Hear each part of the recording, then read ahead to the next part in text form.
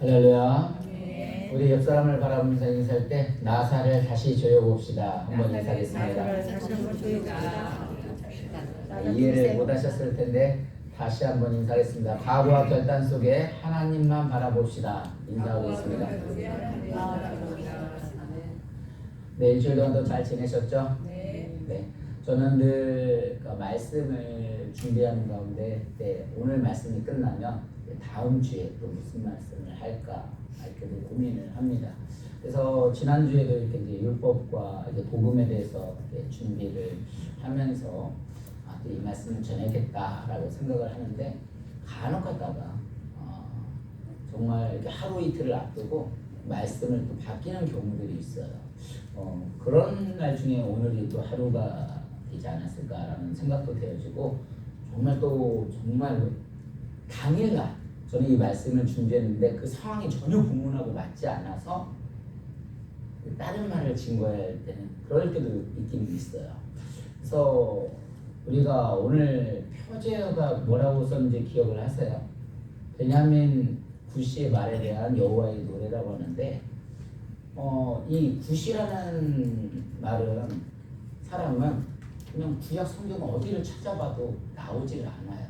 그래서 이게 어떤 배경들을 찾아보게 되면 이 구시라는 사람은 시므이가 아닐까라는 학자들의 어떤 추측에 의해서 많이 되어지고 있어요. 그러니까 이 상황을 조금 더 설명을 드린다면 이제 사무엘하 그 16장 8절부터 이게 보게 되면 이제 어제도 제가 말씀드렸지만 압살롬으로부터 이제 다윗이 쫓겨났잖아요. 근데 그 압살롬에 의해서 다윗이 나갈 때 그 예루살렘에서 나갈 때 그 베냐민 지파의 시므이가 다윗을 저주를 합니다. 돌을 던지면서 저주를 해요. 그러니까 왜 저주를 하냐면 너의 인간보다 기필기정이다.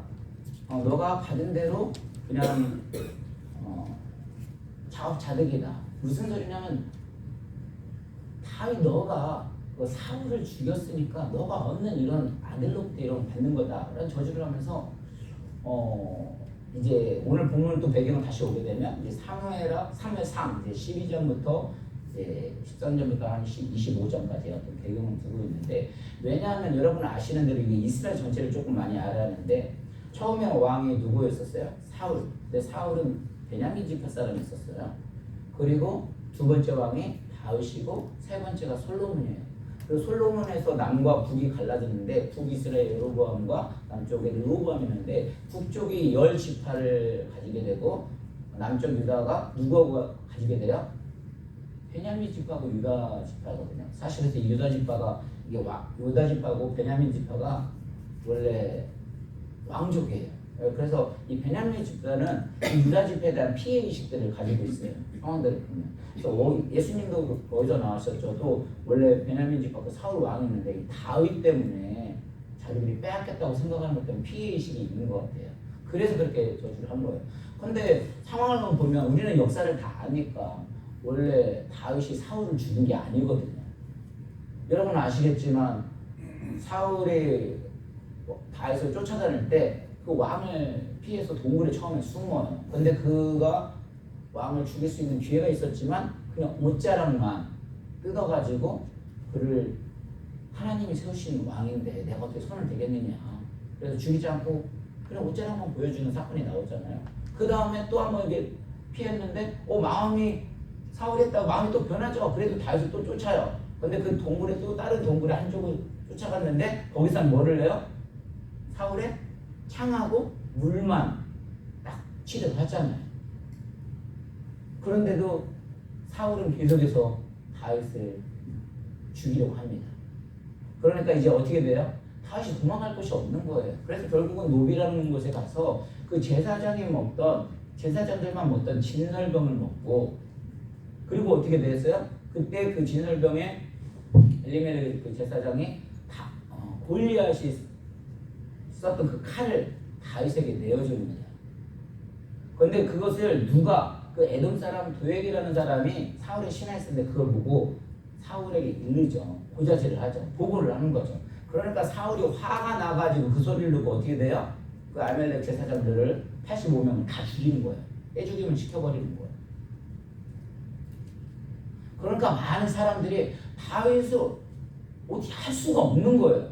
고자질을 안 하면 아까 이거 떼주곤을 당하는 그런 상황이 있고 어떻게 할 수가 없는 그런 상황 가운데 이제 사무엘상 24장 1절이 그래서 나오는 거죠. 24장 1절을 한번 보겠습니다. 같이 읽습니다. 시작. 사울이 블레셋 사람을 쫓다가 돌아오매 어떤 사람이 그에게 말하여 이르되 보소서 다윗이 엔게디 광야에 있더이다 하니. 그러니까 다윗이 가는 곳마다 모든 사람들이 이제 사울에게 다 보고를 하는 거예요. 그러니까 지금 이런 상황이 얼마나 힘들고 어렵겠어요. 어제는 우리가 시편 63편을 통해서 뭐를 배웠냐면 광야에서 하나님을 찬양하는 시. 그 광야가 어떤 광야라고 했었어요? 오늘날로 말하면 우리 세상에서 우리를 하나님께서 건져내 주셔서 이 신앙생활을 하는 자체가 광야라고 했어요. 그리고 또 가나안인 천국을 향해서 가는 과정이에요. 그러니까 이 신앙생활이 결코 쉬운 게 아니에요. 왜냐하면 광야처럼 어렵다는 거예요. 근데 그 광야의 특징들을 보니까 먹을 것이 없어요. 얼마나 황폐했는지 짐승들도 먹을 게 없다 보니까 어떻게든 보이는 거 서로 잡아먹으려고 신경이 날카로워요. 근데 광야라는 표시가 물도 없고 메마르고 아무것도 없어요. 우리는 없으면 물질이 없으면 이 세상 자체가 우리의 광야의 삶이라고 또 얘기를 하잖아요. 물질이 없으면 어떻게 할까요? 물만을 찾는단 말이에요.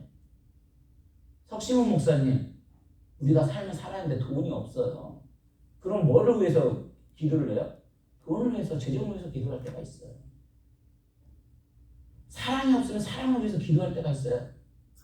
그런데 다윗은 그런 광야에서도 물이 마르고 황폐하고 그런데도 그걸 위해서 기도했던 것이 아니라 누구를 찾았던 거예요? 하나님을 찾았던 거예요.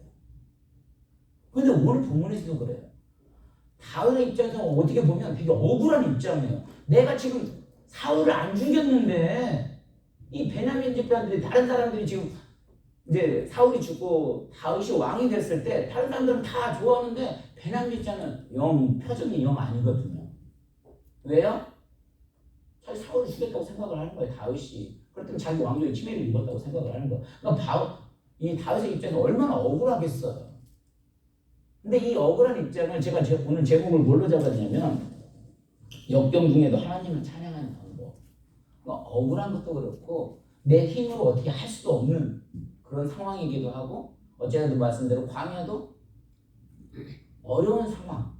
그래서 이런 상황 속에서도 우리가 배워야 할 것이 무엇일까? 그걸 생각을 하면서 오늘 말씀 제목을 이렇게 정한 거예요.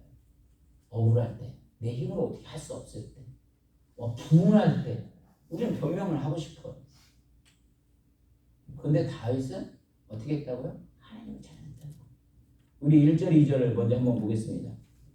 시작. 여호와 내 하나님이여 내가 주께 피하오니 나를 쫓아오는 모든 자들에게서 나를 구원하여 내소서. 건져낼 자가 없으면 그들이 사자같이 나를 찢고 뜯을까 하나이다. 지금 사자들이 덤벼들고 있는 그런 상황이라는 거죠. 그리고 나를 찢고 뜯을 자가 없나이다 라고 말하고 합니다. 그러니까 맹수 앞에 서 있는 자기는 너무도 연약한 그런 짐승과도 같다고 말을 하는 거예요. 하나님이 나를 지켜주지 않으면 저는 그런 사자 앞에 그냥 너무 연약한 존재입니다.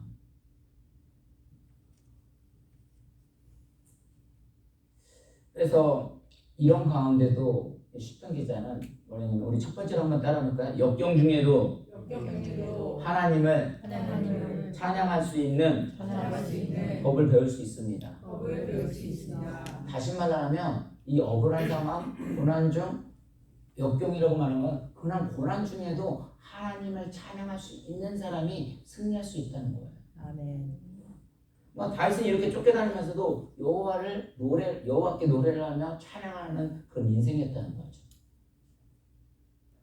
우리들이요, 말이 그렇지 이게 정말 어제도 제가 성도님과 기도하는 것이 이게 지식으로만 전달되지 않기를 원한다고 했잖아요. 여러분 힘들다고 해서 이게 기도가 정말 될까요? 정말 힘들고 어려우면 어떤 생각이 들어갈까요? 우리 삶 속에서 원망이 들어가기 쉽습니다. 탄식하기가 쉬워요. 그리고 오히려 저주가 나옵니다. 이스라엘 백성들이 그 애굽에서 나와서 광야에서 죽었던 이유가 무엇이었어요? 하나님을 원망했기 때문에 그렇거든요. 민수기 14장 27절 28절 한번 읽어보겠습니다. 시작. 나를 원망하는 이 악한 해 중에 내가 어느 때까지 참으랴. 이스라엘 자손이 나를 향하여 원망하는 바 그 원망하는 말을 내가 들었노라. 그들에게 이르기를 여호와의 말씀에 내 삶을 두고 맹세하노라. 너의 말이 내 귀에 들린 대로 내가 너에게 행하리니. 여기서 뭐라고 말해? 나를 원망하는 이 해중이라고 말해. 나를 원망하는 해중이라는데 그냥 해중이 아니라 뭐라고 했어요? 이 악한 해중이라고 말을 했어요. 그러면서 하나님께서 나 원망하는 소리를 들었다. 그래서 너희들이 행한 대로 그대로 갚아주겠다. 너 인과응보 비필그죠? 너희들이 한 대로 그대로 갚아주겠다는 거예요. 하나님께 약간의 의름장을 놓는 거죠. 근데 여러분 아시는 대로 아까 말대로 사람이 힘들고 어려우면 하나님께 기도하는 걸 아는데도 불구하고 그 기도가 쉽지 않다는 거죠. 어떤 생각? 원망이 들어가요. 누구 사다 핑계만 대려고 하고 때로는 자존감도 죽어지고요. 때로는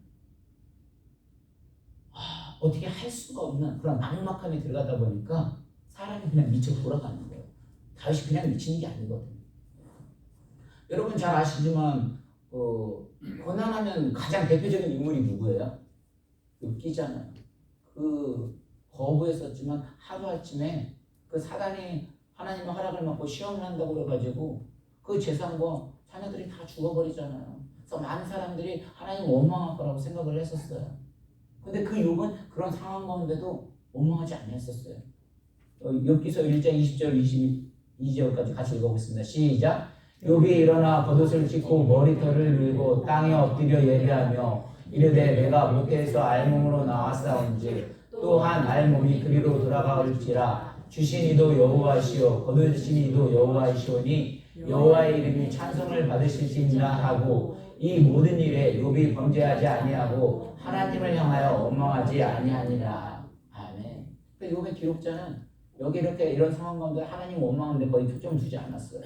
오히려 많은 사람들이 욥이 범죄할 거라고 예측을 했지만 욥은 고난 중에도 오히려 범죄하지 않았어요. 이것이 욥이었죠.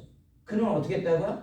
오히려 그런 중에서도 하나님을 찬양을 하고 경배를 했어요. 그 자체가 이미 승리라는 거죠. 우리가 제일 잘하는 신약에서도 보통 그렇게 말할 때 누구예요? 바울과 실라의 이야기를 많이 하지 않고 복음을 증거를 하다가 사실 얼마나 그 복음에 지난주에도 했지만 율법을 아니라 정말 우리의 모든 것을 구원해 주시는 분은 누구라고요? 오직 예수 그리스도만다. 그래서 예수 그리스도 복음을 증거하는데 오게 갇혀버린 거예요. 어떻게 보면 오늘처럼 다윗처럼 억울한 상황이죠.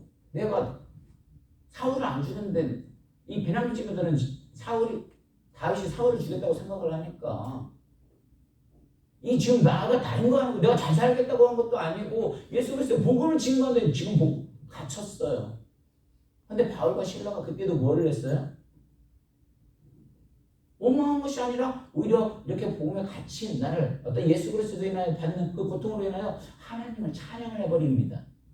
그러니까 거기서 지진이 일어나고 오기열쇠가 다 풀려버리고 그러면서 승리로서 영광을 돌리잖아요.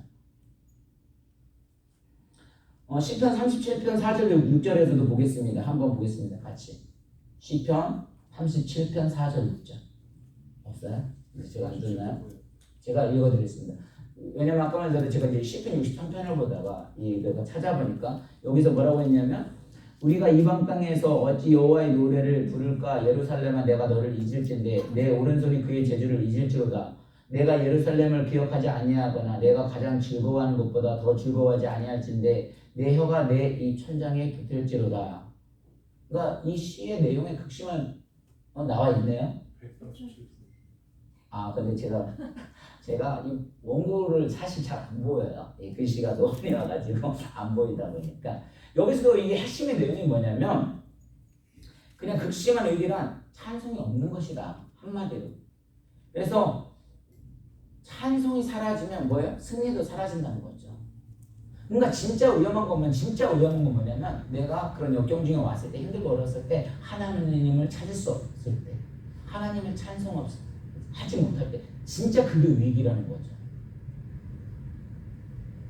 고난이 있습니까? 우리 창조 목적이 뭐예요? 이사야 43장 21절도 내가 너희를 지으시면 왜요? 여호와를 찬송하게 하려 함이라.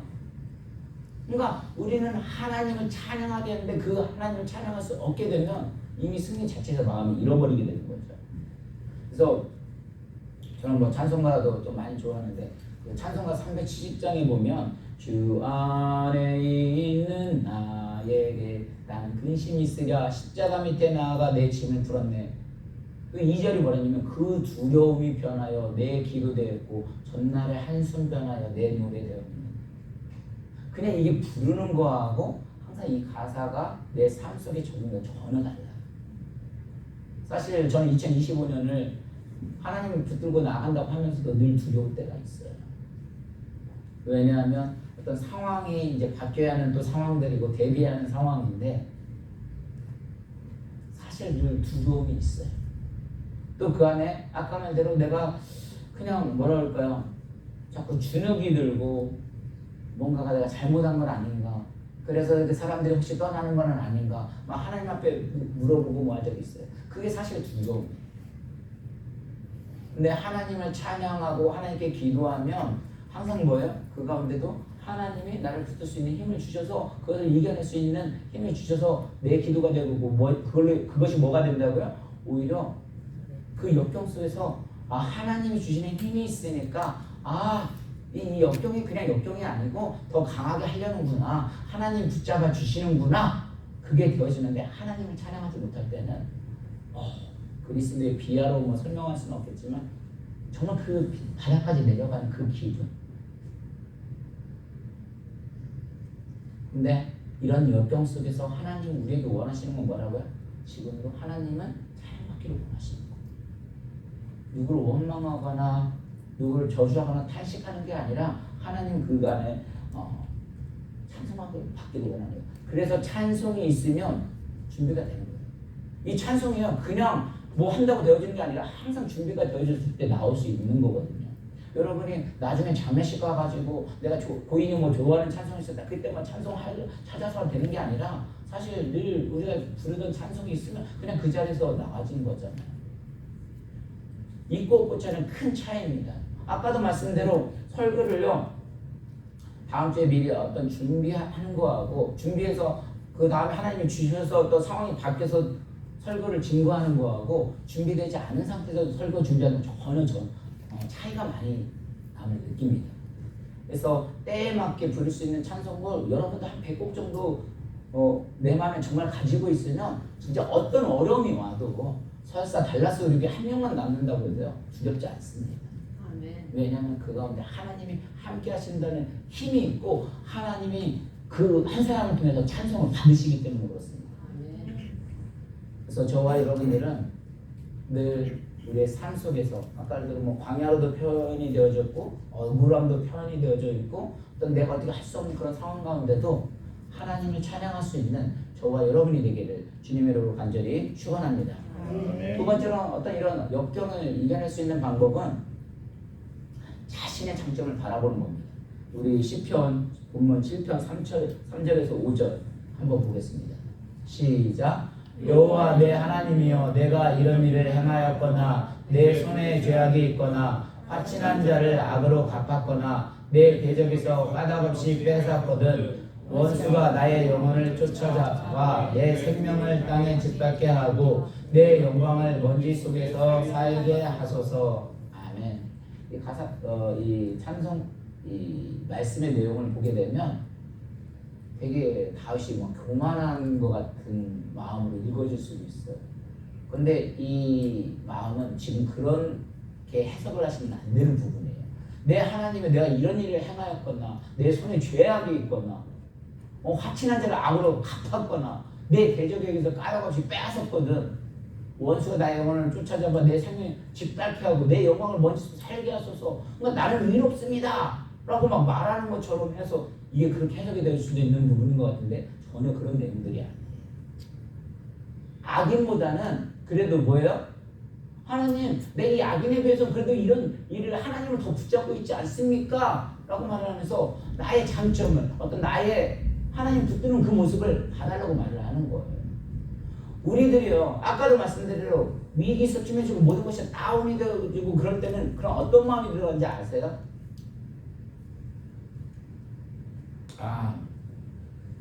자존감이 없어집니다. 이게 오랜 역경들이 되면 자존감이 바닥으로 떨어져요. 그리고 왜 살아야지도 모르겠고요. 때로는 내 자신이 쓰레기같이 느껴질 때도 있어요. 그리고 나는 아무것도 아니라는 존재라는 그런 느낌이 들 때도 있어요. 너무 힘들어요. 하나님은 늘 말씀을 해서 말씀을 붙들며 분명히 부흥하고 성장할 것이라고 말을 하는데 이건 전혀 되지는 않고 오히려 그런 모습보다는 오히려 빠져나가는 모습이 보이게 되니까 어떤 모습이 드는 거야? 와, 내가 안 됐더라면. 때로는 정말 나름대로 열심히 산다고 정말 달라스 우리 교회에서 부흥을 위해서 기도하며 열심히 간다고 하는데 때로는 어떤 사람이 우리 담임 목사님은 기도도 안 해. 목사님 왜 달라스 우리 교회가 성장이 되지 않고 왜 줄어드는지 목사님 한번 기도해 보세요. 오해하지 마세요. 그 말을 듣는다고 해서 제가 넘어지는 사람은 아닙니다. 왜냐하면 저는 또 하나님이 얼마나 답답하셨으면 또 사람들을 통해서 그런 말씀을 주실까 그런 마음을 붙들고 일어납니다. 그러니까 걱정하지 않으셔도 돼요. 그런데 아까 말대로 그 하나님 말씀이 아닌 어떤 상황들이 들으면 내 자신이 쓰레기 같은 존재로 정말 비하가 됩니다. 내가 하지 않았다면 어떤 누군가 다른 사람이 있더라면 더 교회가 든든하게 세워지고 오히려 많은 사람들을 커버를 하면 많은 사람들을 품어내서 정말 이 말씀대로 정말 성장하지 않았을까 그런 생각이 들어갈 텐데 내가 아니었다면 정말 완전 자존감이 낮아질 때가 있어요. 그런데 그럴 때일수록 뭐라고요? 나의 장점을 찾으라는 거죠. 여보, 정말 하나님 앞에 기도해봐. 정말 당신이 제일 뭘 할 때 기쁜지 한번 생각을 해요. 그것을 통해서 한번 기도를 해봐. 무슨 소리예요? 자기의 장점을 찾아서 그 일들을 가지고 뭔가 낙심하지 말고 일어서라라고 말을 하는 거예요. 그 가나안 갈 때도 정탐꾼이 12명을 보냈을 때도 12명이 뭐라 해서 자기들이 딱 가보니까 가나안에 정말 포도 젖밥꿀이 흐르는 땅이라 해서 딱 갔는데 거기에 정말 거인들이 살고 있었어요. 그 거인에 비하니까 자기들은 뭐예요? 메뚜기 같은 그런 존재였었어요. 근데 여호수아와 갈렙은 뭐라고 했어요? 그들은 답이다. 왜요? 똑같은 환경인데도 불구하고 그들은 하나님의 말씀을 붙들었어요. 하나님이 함께 하실 것을 알았기 때문에 그들은 그것을 이겨낼 수 있었던 거예요. 마찬가지예요. 당연히 아까 말대로 우리의 신앙생활은 광야예요. 그리고 열심히 한 거 때로는 힘들고 억울하고 제가 놀면 다 했으면 말을 안 해요. 뭐 생활이 안 되니까 생활을 하면서 정말 그걸 다 한다고 하는데 아까 말대로 어떤 생각이 드냐면 사람이 자꾸 그렇게 속이거든요. 너 기도 안 하니까 그러지. 너 똑바로 못하니까 너 하나님하고 똑바로 안 서 있으니까 그렇지. 그러면 아까 물론 어느 정도는 또 하나님과의 관계를 돌아보고 해야지만 때로는 그 관계가 상한점에 어떤 도달에 넘어가는 것도 있지만 또 하한점에서 꺾여버리면 자존감이 탁 떨어져가지고 정말 그런 심정에 내려갈 때가 있어요. 그래서 저는 부정적인 사고방식을 별로 좋아하지는 않아요. 늘 긍정적인 사고로 일어나야 한다고 생각을 합니다. 그래서 그 긍정의 믿음은 아니지만 한참 어떤 사람들하고 이야기를 하다 보면 가끔 가다가 그 상대방의 약점을 잡으면 갑자기 막 무슨 엔돌핀이 도는지 막 언제만 그렇게 했냐고 하면서 많은 사람들 앞에서 막 전체 어떤 분위기를 불꽃 튀면서 막 열을 내면서 막 이 토론을 하는 경우들이 있어요. 근데 그게 지금 제가 어떤 하나의 예를 들었지만 저도 그렇거든요. 여러분 아시는 대로 제가 운동을 지금 가르치고 있잖아요. 예전에 운동만 하다가 이제 운동을 가르치게 하는데 제가 사실 운동을 가르치면서도 어쨌든 태권도 출단이다 보니까 저한테 이제 도움을 뭔가를 청해요. 그러면 지적을 많이 해요. 근데 요즘에 제가 조금 하나 바꾸는 게 있어요. 왜냐하면 이거 지적질은요 누구나 할 수 있습니다. 누구나 다 보이고 그게 왜냐면 습성 때문에 나의 빌프는 못지 못하는데 하여튼 뭐 기준으로 뭐 다 집어낼 수 있어요. 근데 장점을 살려낸다는 소리는 무슨 소리냐면 지금 운동을 가르칠 때 아이들 불러가지고 제가 이렇게 시범을 보여주고 아이들이 나와서 시범을 해. 와, 보면 제 눈에 당연히 안 차죠. 이 태권도 실당의 모습으로 봤을 때 와이트벨트, 흰벨트, 컬러벨트를 해봐야 얼마나 잘하겠어요. 근데 제가 요즘에 어떻게 하냐면 그 아이들 무조건 칭찬을 해줍니다. 우와! 오버액션을 하면서 이야! 굿잡! 하면서 많은 사람들에게 give 오 is good, give hip every big hand 그러면은 분위기를 막 띄워줘요. 영어도 잘 못하는데 죄송해요. 저희 와이프가 웃고 있어요. 영어도 잘 못하는데. 그래서 give a big hand 하면은 마음에 dad give a big hand 하면 다 박수 쳐줘요. 그러면 분위기가 업이 돼요. 그럼 그 수업이 분위기가 확 살아요. 그런데 아까 말대로 잘 못한다. 너 이거 하나 똑바로 못 차. 이렇게 차. 이거 다 지려가면 걔도 낙심해가지고 그 다음부터 태권도 우리 싫어한다니까요. 근데 그렇게 칭찬해주고 못해도 뭐 잘한다고 칭찬해주면 어떻게 돼요? 고래도 춤을 춘대요. 분위기가 바뀌거든요. 그래서 요즘에 제가 완전 방식을 바꿨어요. 뭐냐면 무조건 칭찬해줘요. 그거 뭐야? 그거 이렇게 내가 막 설교 못하죠? 목사님! 민 목사님! 제가 왜 민 목사님 좋아하시는 줄 아세요? 저 여지까지 설교 잘하는 소리 못 들어봤거든요. 근데 민 목사님 오셔가지고 설교 잘한다고 해가지고 그때부터 설교 준비 제가 더 준비하거든요. 정말 그래요. 왜 그러냐면 그냥 춤추게 한다. 목사님 그게 설교냐고 쓰레기서 죄송해요. 그런 소리까지 정말 많이 들어봤어요. 그런데 미 목사님이 목사님 준비 어떻게 그런 설교 나오냐 그러면서 제가 더 준비를 많이 하고 오히려 힘이 되어지더라고요. 그래서 우리는 장점을 살려야 됩니다. 그래서 한국 같은 경우도 많은 사람들이 한국을 비판하는데 사실 한국 얼마나 좋은 나라예요. 한국 사람들이 좀 급해서 그렇지 한국 승질 급한 거 아시죠? 승질이 급하다 보니까 뭐의 최대 강국이에요? IT 강국이에요. 인터넷 지금 다 미니멈 그냥 5G 이상이에요. 사람들은 건축을 할 때요 10년 걸리는 거 한국 사람들이 가서 지으면 몇 년 걸려요? 2년이 끝나버립니다. 그리고 인터넷 속도 이렇게 늦어도 항상 얘기하지만 모래시계 있으면 그 속 뒤집어질 때마다 한국 사람들은 그거 보면 어떻게 돼요? 속이 뒤집어져요. 미국 사람들은 여유를 촬영하시잖아요. 근데 한국 사람들은 그거 보면 속 뒤집어지다 보니까 인터넷국이 정말 최대 강국의 최대가 얼마나 빠른지 몰라요. 그래서 좀 좋은 점을 보자는 거예요. 많은 사람들이 어디 유학을 가 한국에도 예전에 보면 보니까 저는 한국의 인물들이 그렇게 뛰어난 사람들이 많은지 몰랐었어요. 왜냐하면 그 한국의 가끔 유튜브를 보면 노래를 정말 그렇게 잘해요. 근데 노래 잘하는 사람들을 보면 한국에서 대학을 나왔던 사람들이 아니라 대부분 다 유학을 나왔어요. 뭐 왜 그런가 봤더니 한국에서는 어떤 음악 같은 거 무슨 기념을 할 때 다 잘하는 사람을 띄워주는 게 아니라 어떻게 돼요?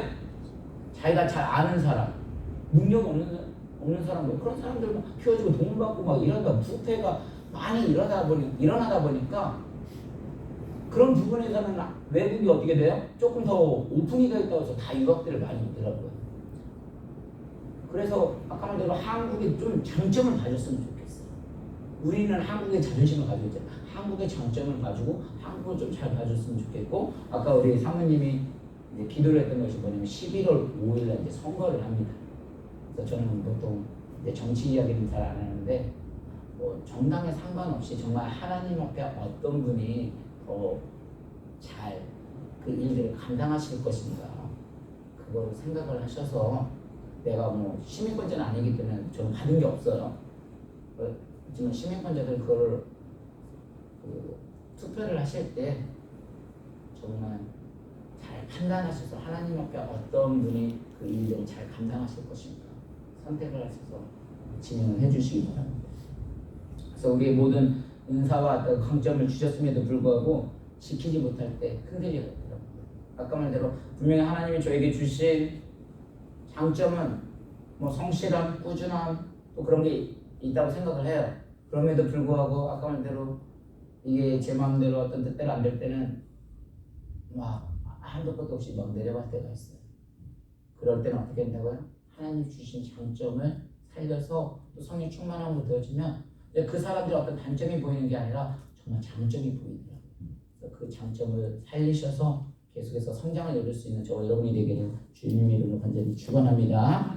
그리고 마지막으로 이 역경을 극복할 수 있는 비결은 고난 중에도 하나님의 일을 바라보는 것입니다. 우리 11절, 13절 한번 보겠습니다.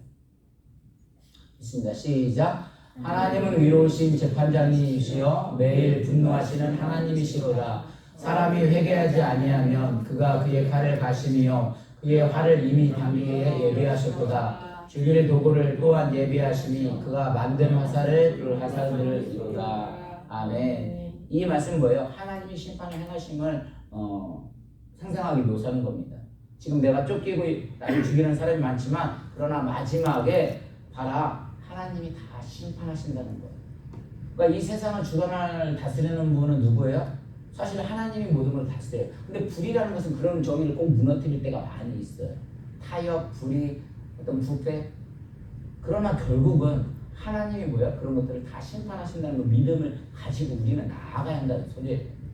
북이스라엘과 남이스라엘도 북이스라엘 같은 경우는 하나님 계속 따르지 아니하고 우상 숭배가 만연하고 어떤 자신의 권력으로 모든 힘으로 하나님 주신 것들을 사용하지 않으니까 어떻게 해요? 결국은 아수르를 통해서 멸망을 시켜버리잖아요.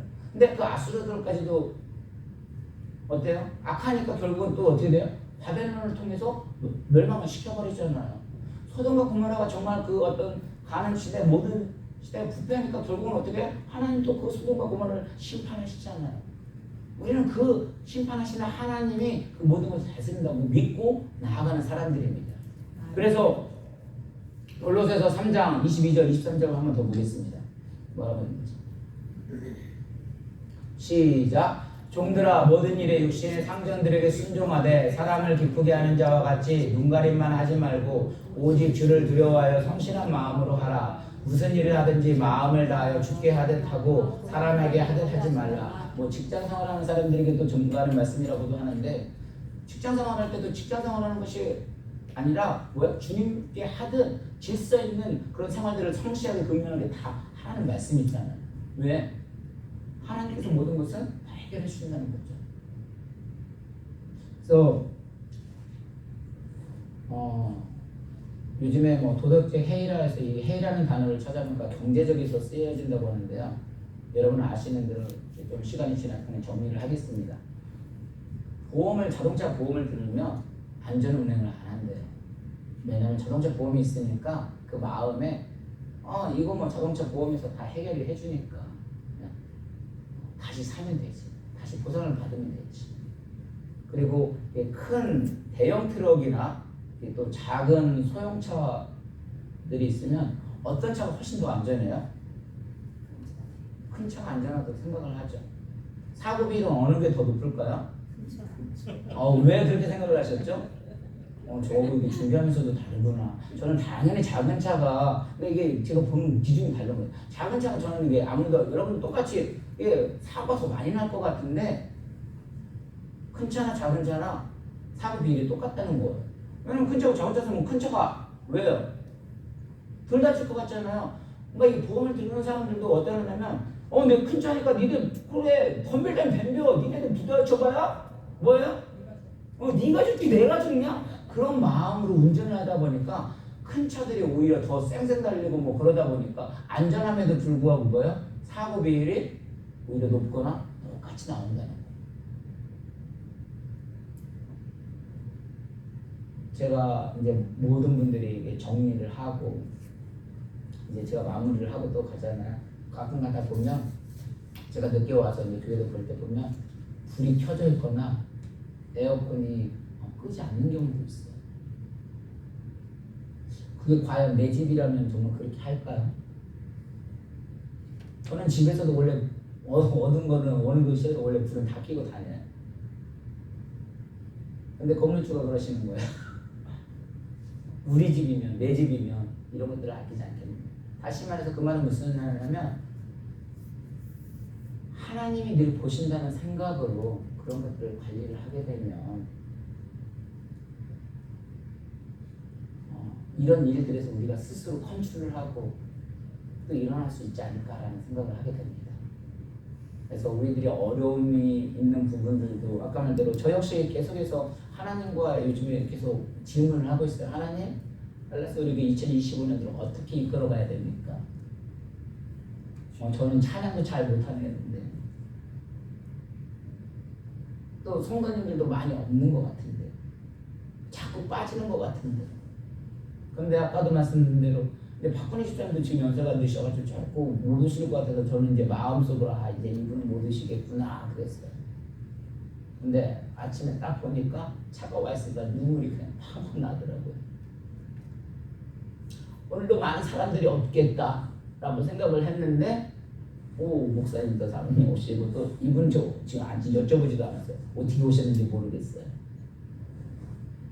확실히 목회는 내가 하는 게 아니라 뭐예요? 하나님이 하시는 거구나.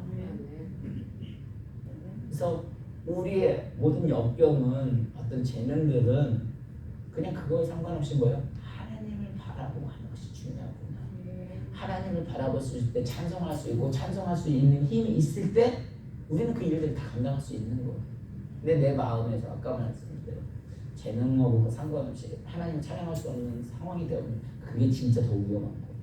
그래서 저와 여러분들은 내 삶 속에 어려움이 있다거나 아니면 여러분의 삶의 광야 가운데 고통 가운데 어려움이 있더라도 이 다윗이 어떻게 이겼는지를 보셔서 정말 하나님을 그 가운데 찬양할 수 있기를 원하고 또 나의 장점을 바라볼 수 있기를 원하고 모든 것을 하나님 하신다는 고백으로 항상 승리할 수 있는 저와 여러분이 되기를 오늘도 주님의 이름으로 간절히 축원합니다. 우리 이 시간 함께 기도하겠습니다. 기도할 때 하나님